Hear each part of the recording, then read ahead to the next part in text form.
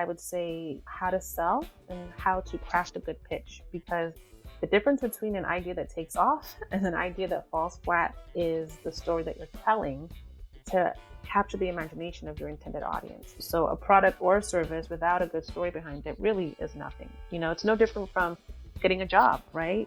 The difference between getting the job and not getting the job is the story that you're telling.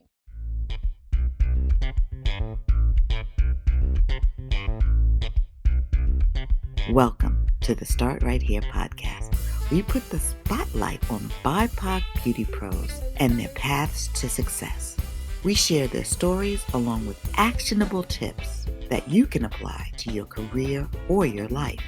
We invite you to subscribe, rate, or review the show on Apple Podcasts or Spotify, or share it with a friend. Now, let's get to the show. Hi, everybody. Today, we are going to talk about building community through shared experiences and answering needs. I am so pleased to welcome Abigail Opiah, who is the co-founder of Unruly, a brand that addresses the needs of women of color and their hair on so many different levels. And we're going to talk about the ways in which they answer our needs today, how they got started, and where they're going next. Welcome, Abigail. Thank you so much, Corinne, for having me. I'm so excited to have you, and I've been admiring your brand from afar for some time, so it's great to get this chance to chat with you. Oh, thank you. Thank you so much. So I want to start with just some fun questions. What was the first beauty product you ever purchased? It would have to be a face powder by CoverGirl that I discovered at the local grocery store while in high school. My shade was toasted almond, and I was obsessed with it. Wow, I'm glad they had your color. They had a shade for you. Now, what's the most recent beauty product you've tried? I've been trying to wear more lipstick these days. So the last product that I tried was a nude lipstick shade from Mented Cosmetics. The color is Nude La La. Nude La La? Yep, Nude La La. Oh, Nude La La. Oh, I like that. That's cute. Shout out to Mented Cosmetics, a brand developed to fill a gap in terms of makeup for women of color. And they do a wonderful job. So shout out to them. They do. What's the beauty advice you live by or leave alone? That would definitely be to SPF during the day and moisturize at night before going to bed. Hands down. Your skin will thank you for it. Do you have a favorite SPF? Yes, I use Black Girl sunscreen every day, all day. Just what I put on this morning. Okay. Let's get into the interview. Was the beauty industry a destination or a detour for you? I would say neither. It was serendipity. I always had various career paths in mind, but working in beauty was never really one of them. Yeah, so we're going to get into how that came about. Let's first talk about the career paths you did end up taking. What was your first job and how did you go about getting it? So my first real job after college was working for a luxury real estate developer in South Florida. I landed it through a recruitment agency and I was there for about a year. And did you learn anything there that set you up for success later?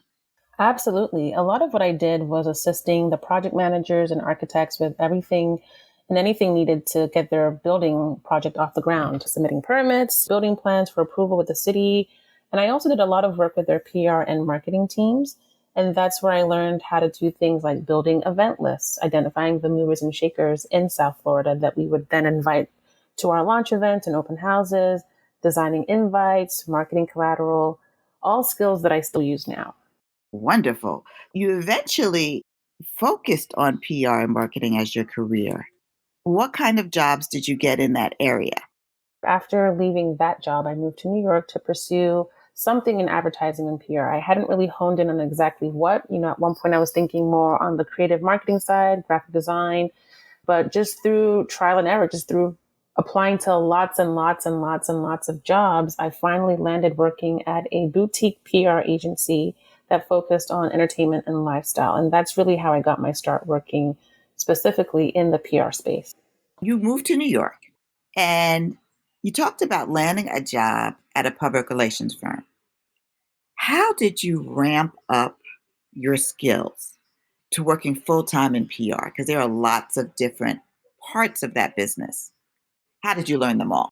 So when I landed in New York, I didn't really know much about PR per se. Obviously, I had a background in marketing, but it was mostly in sales and events. And so when it came to working for this boutique entertainment and lifestyle agency in New York, I literally had to learn everything from scratch, but I was a very quick learner.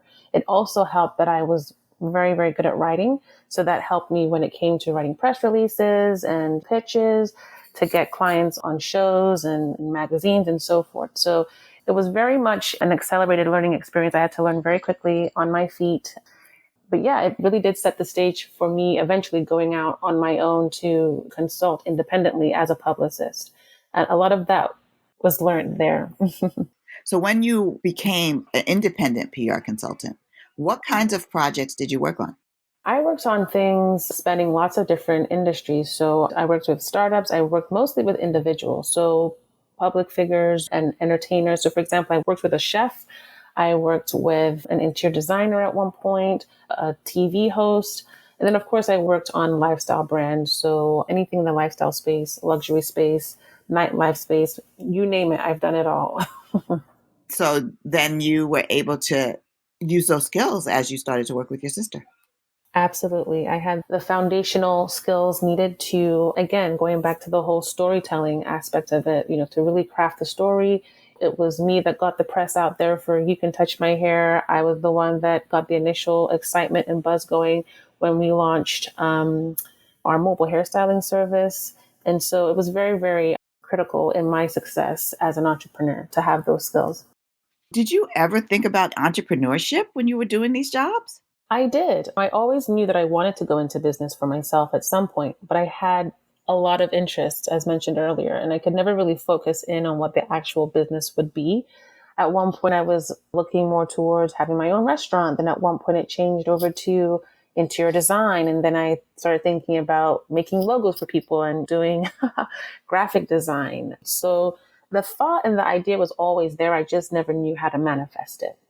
How did the idea from Unruly come about? Did you or Antonia come up with the idea and the one of you had to convince the other? Yes. So over the years, we've kind of just naturally worked together. I was always just roped into anything, like any get rich quick scheme that she had. When we were younger, for example, as kids, we used to do babysitting jobs together. And I think we even tried setting up our own babysitters club. And then also before Unruly, my sister had, an online film festival called Beneath the Earth. And I naturally fell into that, working with her on the publicity. So when Unruly came about, my sister at the time, this is in 2013 when the natural hair movement had just started, the second wave of the natural hair movement. And so my sister wanted to create something that she wished existed. She wanted to create a website or online resource for natural hair. Maybe some did exist at the time, but they didn't do a very good job of communicating what she wanted to see out there. So she essentially created what she wished existed. And as with everything, I was kind of roped into helping her with that. Great. So she was the engine, and then you guys just kind of put it together and took off. What came first, your media company or You Can Touch My Hair? Like I would call it performance art slash exhibit in New York. Right, exactly. Like I mentioned, 2013, we launched Unruly, and You Can Touch My Hair was actually the very first thing that we did right out the gate, and that put us on the map. It was inspired by an essay that my sister wrote for the Huffington Post. And then, of course, we staged the exhibit and then also created a short film documenting the events of those exhibits.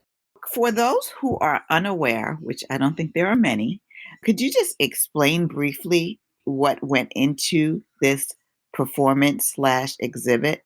So it was supposed to be kind of like a commentary on the types of things that my sister and I both felt and saw in our own lives, working in corporate America with natural hair and having people other you in the workplace or come up and touch your hair without asking.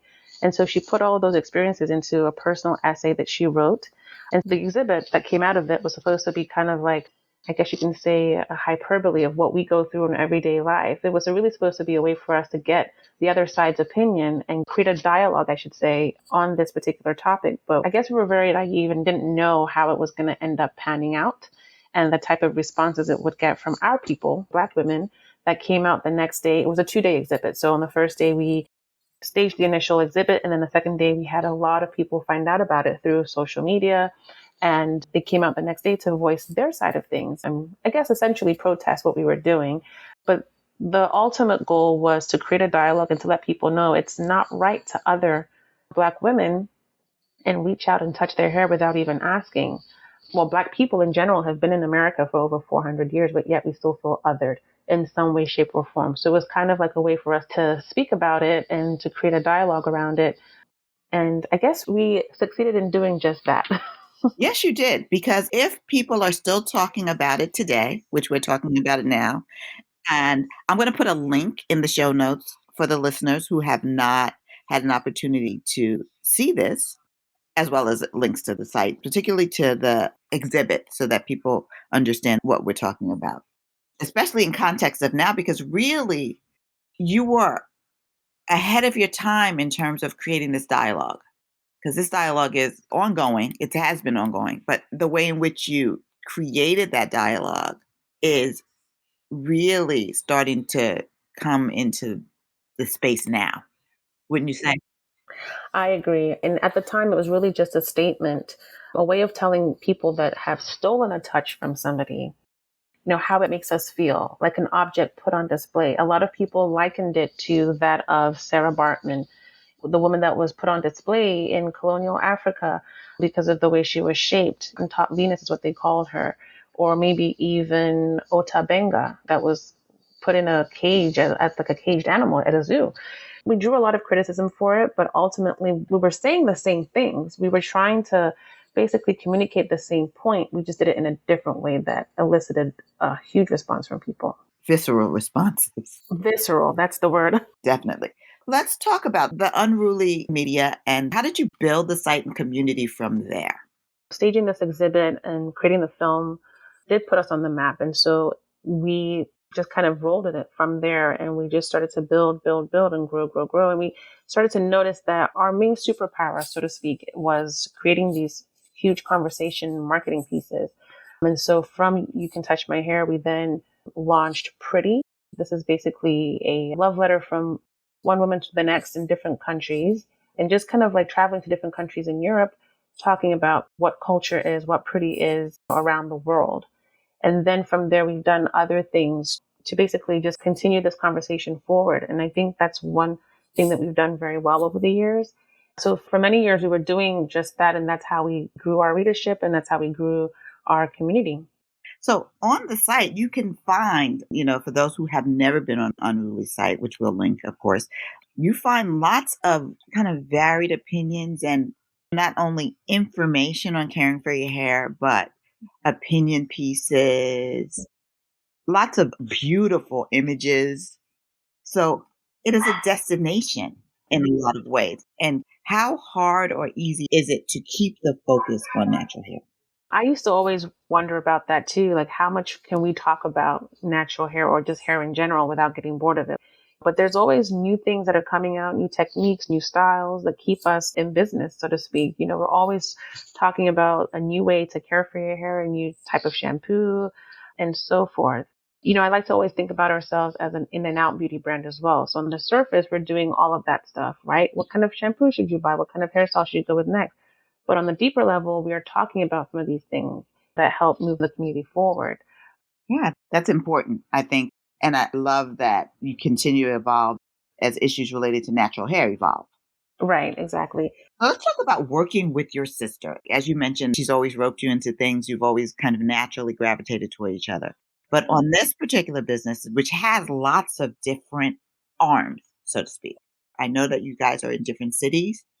How do you divide responsibility? Yeah, I'm extremely lucky that my sister and I are very close. So it's a lot of fun working with my sister. We laugh and joke so much that it doesn't even feel like work. However, we do bicker a lot, but that's always just because it's just harmless bickering, as sisters do. And in terms of how we split the work, she mainly works on the media side of things, Unruly, and she handles our financials, our performance marketing. I work on the e-commerce side of things, so handling the day-to-day of our hairstyling service, recruiting stylists, media relations. And then now that we're launching our braiding hair, I'm now focused on that as well. Let's talk about the areas that you work on particularly. What was the impetus for starting the mobile styling services? Yeah, so by 2016, we were ready to expand our brand and to see if we could actually sell something to the audience that we had built over the years. At the same time, we wanted to create something that actually solved a problem. We try to base all the things that we do in solving problems for people. And so that's how Yuluchi came about. We first imagined it as a mobile wash and go service, but that soon changed because we involved it to include protective styles. We didn't want to launch with something and then have to take the time to iterate it. I had the foresight to see that people were getting braids. And so it wasn't enough to just offer the wash and go service. We now also need to start thinking about what kind of braiding services could we be doing in home for women that didn't want to go to the salon to do it or couldn't find someone to do it. How did you recruit your stylists? In the beginning, it was really difficult. We had no background in running a salon, let alone a mobile hair salon. My sister and I were not stylists by trade. We're creative marketers. So we had to do a lot of trial and error, posting on job boards, reaching out to people directly, LinkedIn, all sorts of things. And, we got Yolucci up and running in about 90 days with very, very little capital and just two stylists in the New York market. And so if only we knew then what we know now, it was really naive of us to launch so quickly. But I'm glad that we did it because with things like this, it's either you just kind of jump and then you either sink or swim. And thank God we've been able to swim for all these years. Let's talk about the way current events have impacted Yoluchi. When people weren't having anyone in their homes, what did you do? How did you stay afloat with that part of the business? Yes. So for the 2 months that New York City and I guess our other markets were under restrictions, it was pretty rough on our stylists. So we decided to shift our marketing budget and use it to cover their lost earnings during that time. But once restrictions were lifted, the floodgates basically just opened and we saw a huge uptick in bookings and people looking specifically for stylists that provide in-home services. And now I feel like things are like they were pre-pandemic, with the exception of now having to be super diligent, of course, with COVID guidelines that we've implemented for both stylists and clients. That's great. You mentioned your e-commerce, that you're moving into selling braiding hair. What sparked that decision? I mean, it seems like a natural progression of the business, but Yeah, absolutely. So again, we like to ground everything that we do in solving problems for people. And day in and day out running Yoluchi, the number one question that I always get after someone books an appointment is, how much hair do I need to buy for this style? Or what kind of hair do I need to buy for this style? So of course, my wheels start turning and I said to myself, okay, well, let's create a new way of shopping for hair that just takes the guesswork out of it. So I created this pre-bundled braiding hair that people can purchase by simply clicking on the style. So basically it's like a shop by style experience for the client. And it basically closes the gap on our user experience. So now as they're booking, they're able to now shop for hair as well that they need to get their style done. So it kind of works out really well.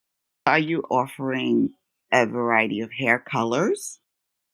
At this time, no, we're only offering the natural black, off black hair colors. We're still kind of beta testing all of this stuff right now. So we want to just see how well we do with what we have. And then eventually we will roll out lots of different colors and options for sure.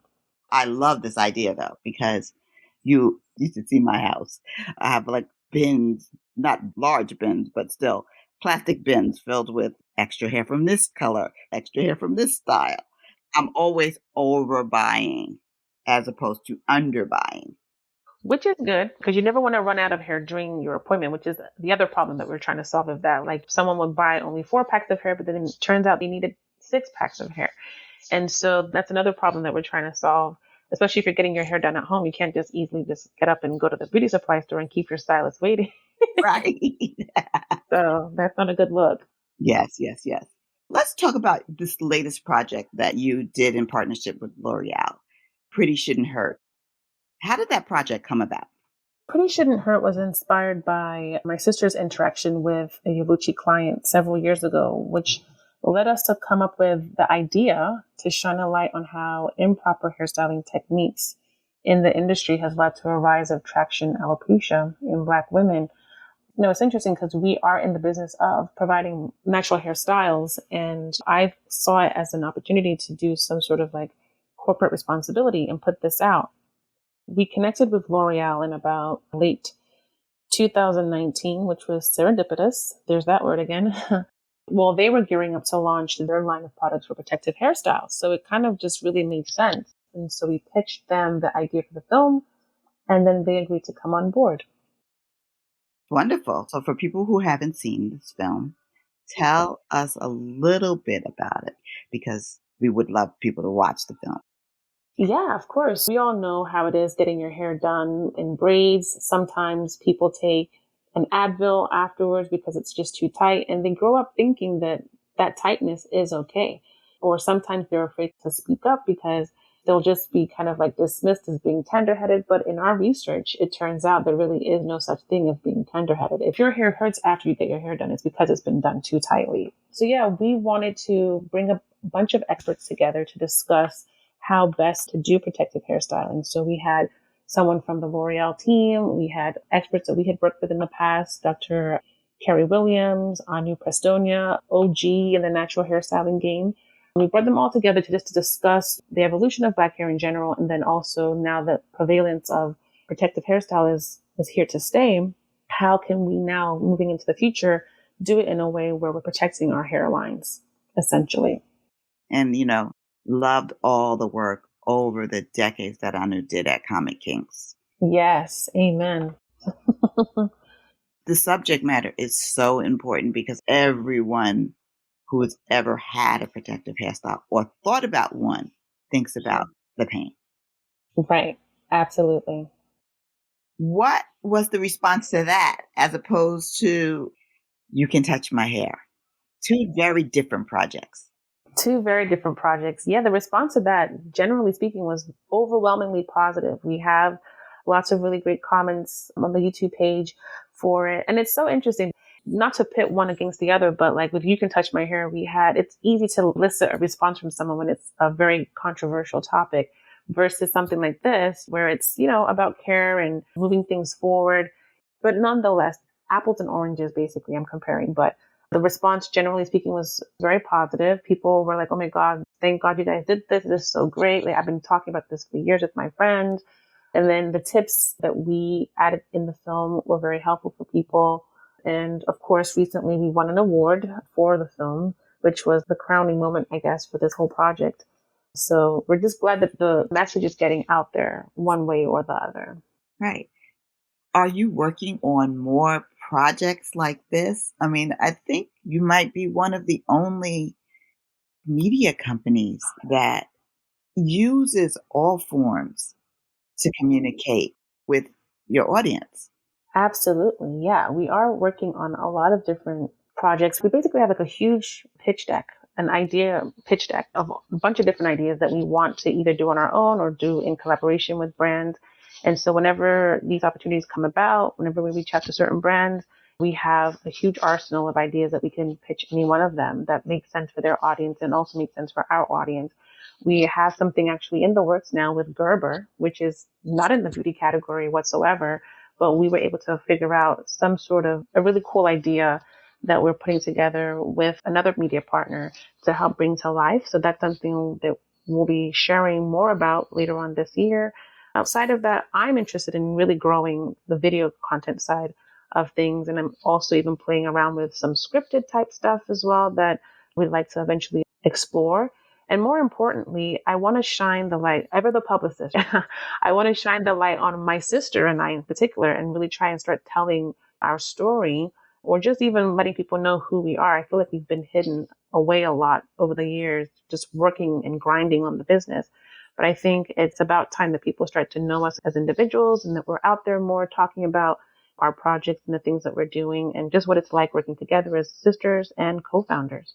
Yeah, and this podcast is a good way to start. Yes, there you go. Yes. I love it. What do you think the unsung skill is, or one of the unsung skills you need is to be an entrepreneur? I think there are actually two. So number one, being resourceful and just being able to figure it out, whatever it is, just having that skill of being able to figure it out is huge. And then number two, I would say how to sell and how to craft a good pitch, because The difference between an idea that takes off and an idea that falls flat is the story that you're telling to capture the imagination of your intended audience. So a product or a service without a good story behind it really is nothing. It's no different from getting a job, right? The difference between getting the job and not getting the job is the story that you're telling. So those two skills for sure are huge. That second one, boy, whew, people need classes on. Well, I guess when you're in an accelerator, you do get classes on it, but it's still a muscle that needs to be built and honed and strengthened over time because your story evolves and you have to be able to articulate it quickly Yep. and more in depth in others. Right. So it's not even just your 30-second elevator pitch. That's one thing. But what could you say over 20, 30 minutes to keep someone engaged? And what can you say over 3 minutes? Because 3 minutes is a long time when you don't know what you're talking about. Right. It goes by very slow too. Yes, it does. Yep. What do you think the biggest challenge is being an entrepreneur? Well, right at this very moment, because we are just a team of two, I'd say that the biggest challenge is juggling everything on our plate. Like you mentioned, we have so many different things, so many different arms and extensions of our brand. So it's really just been developing the skill of prioritization and prioritizing our tasks and letting whatever we can't do today fall to the ground and pick it up again tomorrow. So I think honing in on the most important things that will actually move the needle on our business has been the biggest challenge because again, it's just my sister and I. Hopefully in the future, if that changes because we have more resources and more team members, it won't be so much of a challenge. But for now, that's basically what we're facing. Yeah, and I call it shiny penny syndrome. Like when you get distracted by something that's really, really great and looks really nice, but has nothing to do with driving your business forward. Right, exactly. Like they always say, movement doesn't always mean progress. Yeah. What's next for you and Antonia in terms of the business? So right now we're actually doing a little bit of rebranding, as I mentioned before, and we'll be unveiling a new creative refresh across all three platforms later this year.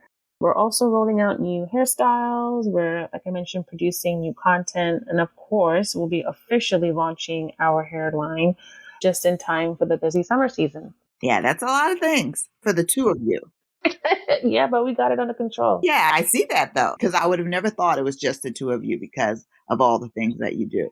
But you guys do it well. All right, I want to move into the final section of our interview. Can you give our listeners 5 tips on either working with someone you know, a family member, like you do with a sibling, or a friend, whichever personal relationship? What are the best ways to set up and do business with someone you know? Okay, so tip number one would be know when she's your sister and know when she's your business partner. In my case, right? Sometimes it's really important to make that delineation.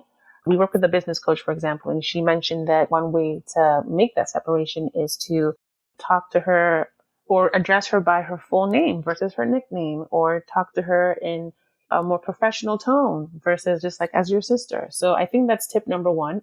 And it's very helpful actually. Tip number two would be to create and respect boundaries. Sometimes when you're really close to someone, it's easy to overlook that, but it's also very necessary. My tips for number 3, 4, and 5 are to learn how to communicate and speak to them in their language. So it's really important to make sure that you're on the same page, especially when it comes to making big business decisions, because a lot can be at stake. I always say that the furthest distance between two people is misunderstanding. So it's really, really important to learn the art of communication, but more importantly, catering that communication to speak directly to that person and basically appealing to their senses and what makes them really listen. That's huge. Yeah, that is amazing. Now, you dropped a little gem in these tips about working with a business coach. Why is it important to realize that you might need help?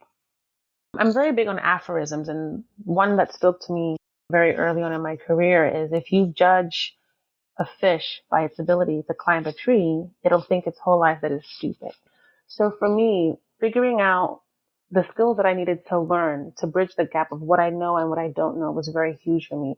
And really just honing in on my superpower, figuring out how to bring out the best in myself in terms of my performance. A lot of people now that are starting businesses never went to business school. They don't have experience doing business. And there's a lot that people don't realize that they don't know. And so identifying that and knowing that you need help, bringing somebody in to help you with that and work through all of that is really, really helpful. And I find working with my business coach extremely helpful because it's uncovered a lot about myself I didn't know. That is such invaluable advice because you are absolutely right that there are lots of people coming out of Harvard Business School starting projects, but there are also lots of people who are just in their kitchen whipping up product or stumbling on a solution in their everyday life, then launch businesses. So understanding that it's okay not to have all the answers and to get support is critical. Absolutely. Well, I cannot thank you enough, Abigail, for joining me today and giving us a little behind the scenes, not only on your personal journey, but on the building of Unruly, because it is an amazing business that serves so many and a necessary business. Thank you so much. I do really appreciate the opportunity, and I hope to do more of these types of things. Yeah. Can you tell us the best ways for our listeners to interact with Unruly? Give us social media handles, website, etc. Okay, great. Ruly.com is where you can go to find anything and everything you need to know about hairstyling. Yolucci.com is where you can go to book one of our stylists. And then you can also access our shop from that page as well. Our social media handle across all platforms is Hair Unruled. However, for Yolucci, the handle for that is We Are Yolucci. And that's pretty much where you can find us across all social channels and online. Yeah. So I'm going to put links to all of this in the show notes so that you'll be able to connect directly with them. Great. So thanks again, Abigail. It was wonderful speaking with you. Thanks for listening to the Start Right Here podcast. If you like what you've heard, please subscribe, rate, or review our show on Apple Podcasts or Spotify, or share it with a friend. Remember, there is more than one way to the top, but all that is required is for you to take the first step. So we invite you to start right here. Remember to check out our newsletter, The Last Word from Start Right Here. On it, we offer additional information on taking a seat at the table or building one when it comes to beauty and inclusion. You can go to thebeautytable.substack.com or check the link in the show notes.